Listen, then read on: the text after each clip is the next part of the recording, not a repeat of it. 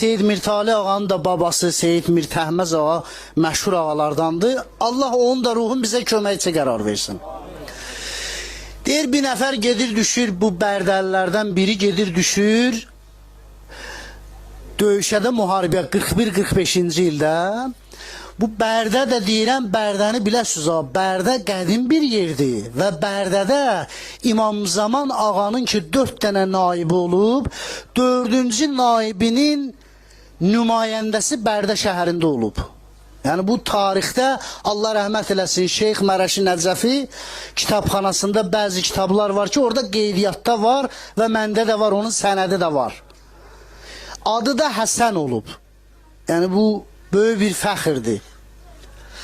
İşim yox, bu gedir döyüşə, nəysə müharibədir də, indi 41-45-ci ilin müharibəsi.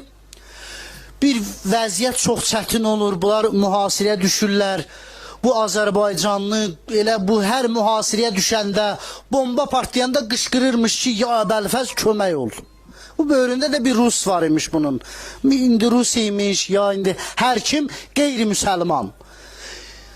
Günlərin bir günü yenə də bunlar vəziyyət çətin olur, bunlar düşürlər mühasirəyə. Bu qorxusundan əsir Rus deyir ki, qardaş, o Əbəlfəz ki deyirdi, çağırırdı, o kimdir, onu da çağır da indi burada lazımdır. Deyir, qardaş, onu mən orada, mən o içərdən gəlir, o görür bunu başa sala bilmir, Rus deyir ki, çoğayını özüm çağıracam. Deyir, Əbəlfəz indi Rus dilində də Pomogit, pajalista falan bəsməkan. Üstündən biraz keçir, vəziyyət dəyişir.